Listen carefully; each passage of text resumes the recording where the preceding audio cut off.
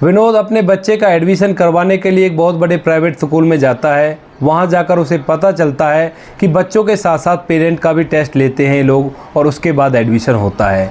तो विनोद अपने लड़के को लेकर टेस्ट देने के लिए चला जाता है। वहां पर जाकर जैसे ही वो देखता है कि सामने प्रिंसिपल बैठी हुई हैं और प्रिंसिपल को देखते ही विनोद के पैरों तले से ज़मीन खिसक जाती है।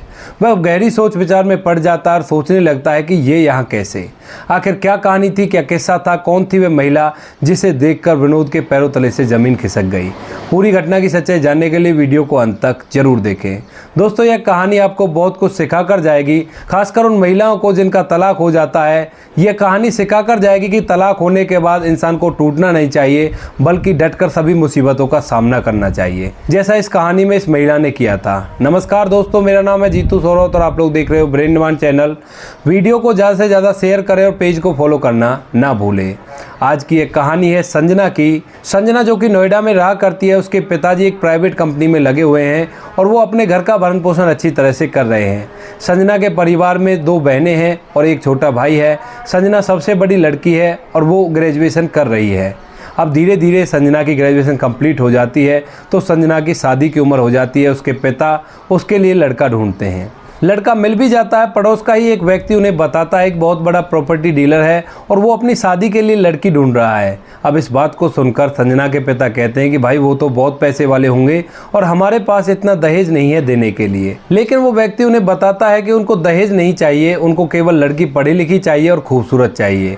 अब इसके बाद जो संजना का पिता वो शादी के लिए एग्री हो जाता है और लड़का और लड़के के परिवार वालों से मिलकर शादी की बातें करने लगता है। इधर जैसे ही वो लड़का, जिसका नाम होता है विनोद, वह जैसे ही संजना को देखता है, संजना को देखते ही एकदम से पसंद कर लेता है, क्योंकि संजना देखने में काफ़ी ज़्यादा खूबसूरत थी। अब जैसे ही संजना को पसंद कर लिया जाता है तो उसके बाद दोनों की धूमधाम से शादी कर दी जाती है। दहेज दिया नहीं गया था। संजना दुल्हन बनकर विनोद के घर में पहुंच जाती है। वहां पर जाकर देखती है कि उनका बहुत बड़ा आलीशान घर है, घर में नौकर चाकर लगे हुए हैं और पैसों रुपयों की कोई भी दिक्कत उनको नहीं है। अब संजना बड़ी ही खुश होती है। उसे लगता है कि मेरी तो ज़िंदगी ही संवर गई। धीरे धीरे समय बीतता है और शादी को लगभग 15 दिन बीत जाते हैं। 15 दिन बाद उसकी सास और उसकी ननद उसे ताना मारने लगती हैं। बात बात पर, छोटी छोटी बातों पर उससे लड़ाई करने लगती हैं। अब जैसे यह बात वह अपने पति विनोद को बताती है तो उसका पति उल्टा उसी का दोस्त निकालता है और कहता है कि तू तो झोपड़पट्टी में पड़ी हुई थी, हमने तुझे वहाँ से उठाकर इस महल में रख दिया, तुझे जब भी तसल्ली नहीं है।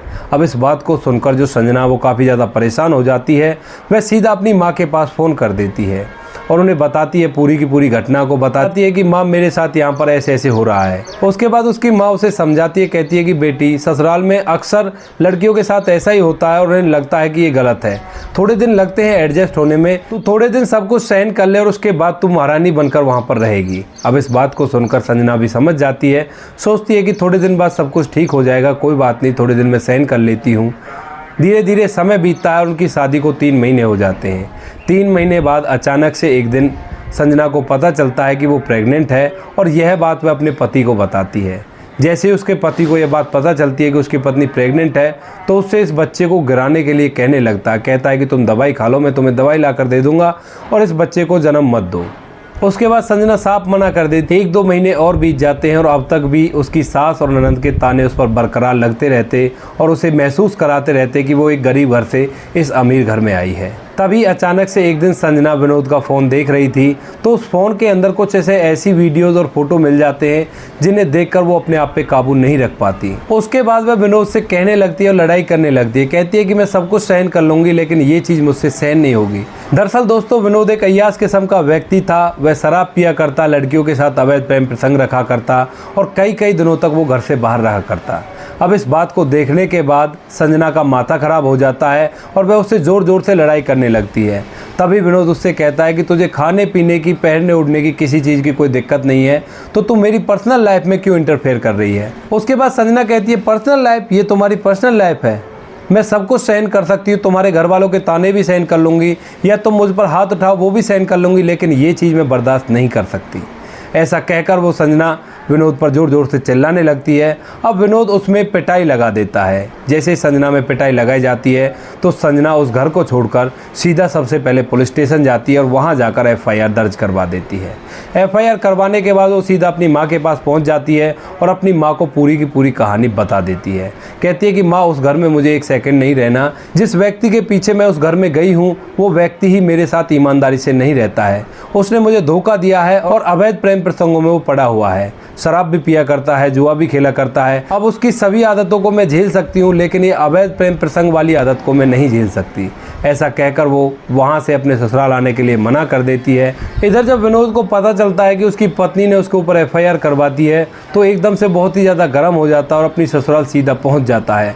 वहाँ पर जाकर गाली गलौज और लड़ाई करने लगता है। उसको बार बार धमकाता और काफ़ी गंदी गंदी गालियाँ वह संजना को देने लगता है।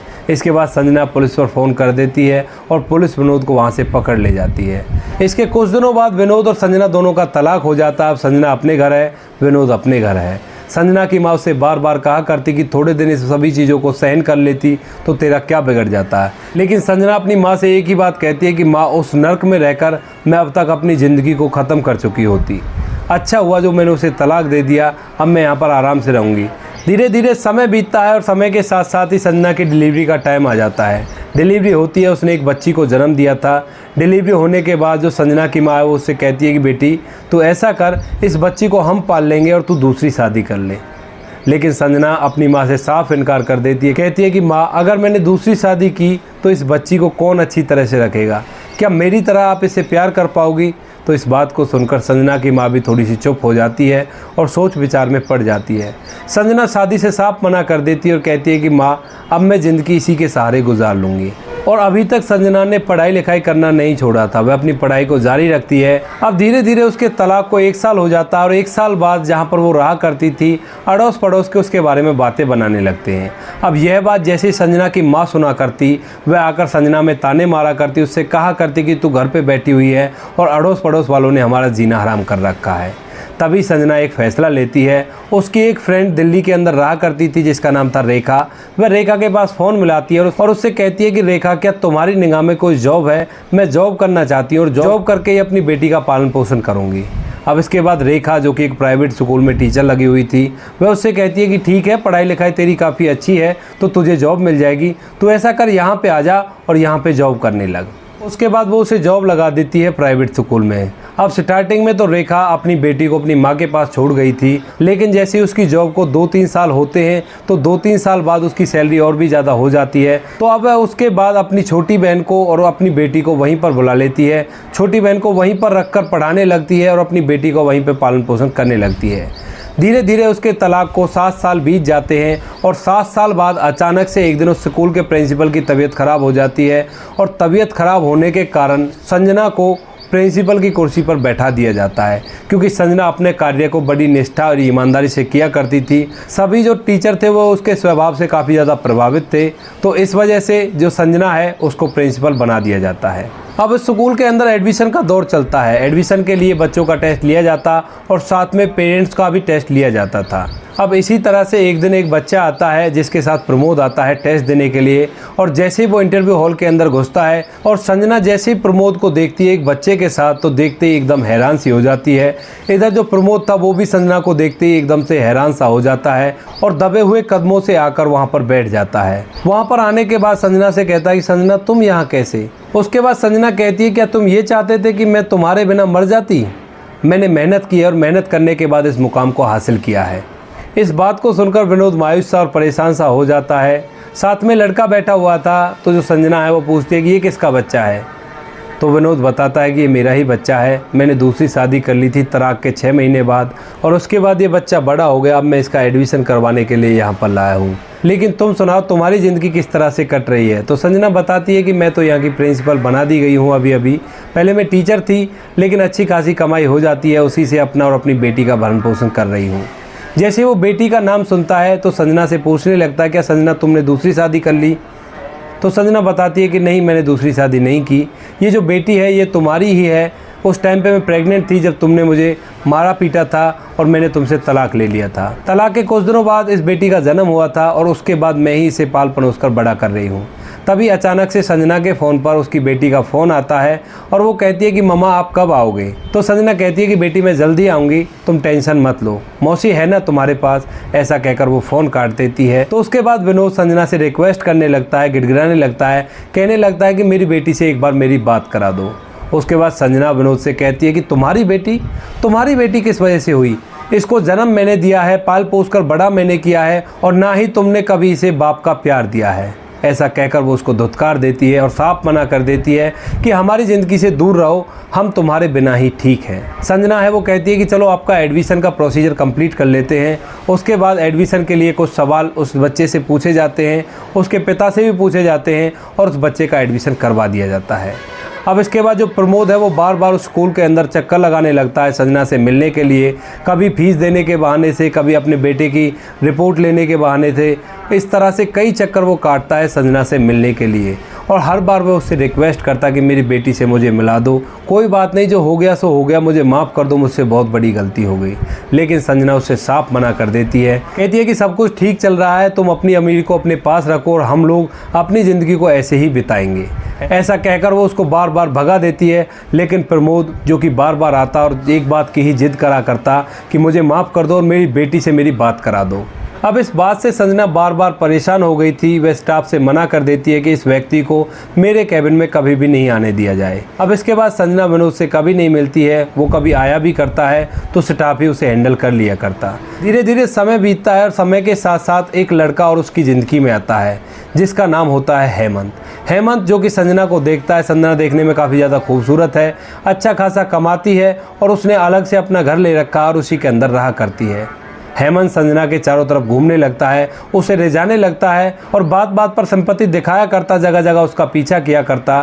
तो जो संजना है वो हेमंत को देखती है और हेमंत भी देखने में काफ़ी ज़्यादा अच्छा था, ठीक ठाक था और वो काफ़ी ज़्यादा सिंपैथी दिखाया करता था।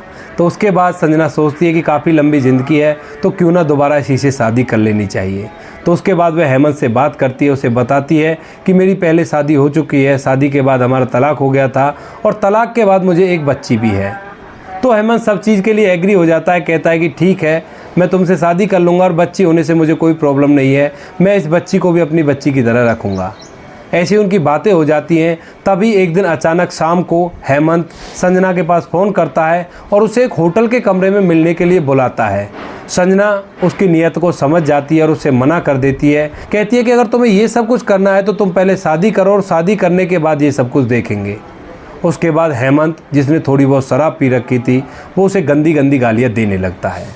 अब उन गालियों को सुनकर संजना समझ जाती है कि ये केवल मेरे फ़ायदा उठाने वाला था, ये मुझे सिंपैथी इसलिए दिखा रहा था ताकि मैं इसकी चिकनी चुपड़ी बातों में आ जाऊं और इसके साथ इस तरह के व्यसनों में पड़ जाऊं। ऐसा सोचकर संजना उसका फ़ोन काट देती है और उसके बाद वो हेमंत से भी कभी भी मुलाकात नहीं करती है। इसके बाद संजना काफ़ी अच्छा खासा पैसा कमाती है और ऐसी महिलाओं को जिनका तलाक हो गया था या कोई विधवा हो गई है, उन सभी को सहारा देती है और उनके लिए एक प्रेरणा का प्रतीक है कि किस तरह से उसने तलाक होने के बाद मुसीबतों का डटकर सामना किया और अपने आप को इस मुकाम पर पहुंचाया। दोस्तों, इस कहानी के बारे में आप लोग क्या कहना चाहते हो, अपनी राय कमेंट बॉक्स में लिख सकते हो। क्या कहना चाहते हो आप संजना के बारे में, क्या कहना चाहते हो आप प्रमोद के बारे में और क्या कहना चाहते हो आप हेमंत के बारे में। जिसकी जो भी राय है वो कमेंट सेक्शन में लिखें। इन घटनाओं को सुनाने का उद्देश्य आपको परेशान करना बिल्कुल भी नहीं है। यह कहानी आपको इसलिए सुनाई जाती है ताकि आप लोग इन कहानियों में छुपी हुई शिक्षा को सीख सकें और अपने जीवन में उसे अप्लाई करके अपने आप को एक अच्छा इंसान बना सकें। बाकी अगर आपकी भी कोई ऐसी कहानी हो तो आप लोग हमें इंस्टाग्राम पर मैसेज कर सकते हैं, जिसका लिंक आपको यूट्यूब चैनल पर मिल जाएगा। मिलते हैं किसी नेक्स्ट वीडियो नए टॉपिक के साथ, तब तक के लिए जय हिंद, जय भारत, जय हिंदुस्तान।